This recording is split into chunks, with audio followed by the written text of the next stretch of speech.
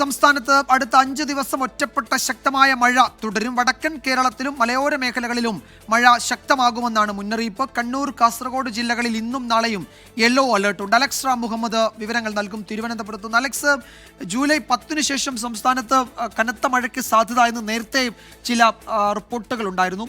എന്താണ് പുതിയ കാലാവസ്ഥ മുന്നറിയിപ്പുകൾ? വിജയകുമാർ, സംസ്ഥാനത്ത് അടുത്ത 5 ദിവസം ഒറ്റപ്പെട്ട ശക്തമായ മഴ തുടരാൻ സാധ്യതയുണ്ടെന്നാണ് കേന്ദ്ര കാലാവസ്ഥാ വകുപ്പ് അറിയിക്കുന്നത്. അതിൽ തന്നെ വടക്കൻ കേരളത്തിലും മലയോര മേഖലകളിലും പ്രത്യേക ജാഗ്രത വേണം.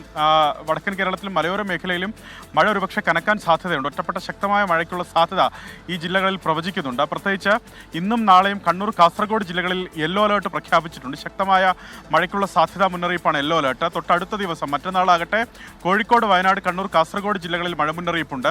അത് കഴിഞ്ഞുള്ള ദിവസം 5-ാം ദിവസം കൂടുതൽ ജില്ലകളിൽ, മധ്യ കേരളത്തിലും ചില ജില്ലകളിൽ കൂടി മഴ മുന്നറിയിപ്പ് നൽകിയിട്ടുണ്ട്. ഈ മഴയ്ക്കൊപ്പം ശക്തമായ കാറ്റിന് സാധ്യതയുണ്ട്. മണിക്കൂറിൽ പരമാവധി 40 മുതൽ 50 കിലോമീറ്റർ വരെ വേഗതയിലൊക്കെ വീശിയടിച്ചേക്കാവുന്ന കാറ്റിന് കൂടി സാധ്യതയുണ്ട്. പൊതുജനങ്ങൾ ജാഗ്രത പാലിക്കണം. തീരവുമായി ബന്ധപ്പെട്ട് മറ്റു ജാഗ്രതാ നിർദ്ദേശങ്ങൾ നിലവിൽ നൽകുന്നില്ല.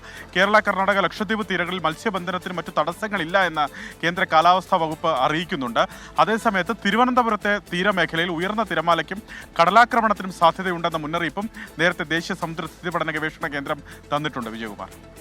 യെസ്, അലക്സ് റാം മുഹമ്മദാണ് വിവരങ്ങൾ നൽകിയത് തിരുവനന്തപുരത്ത് നിന്ന്.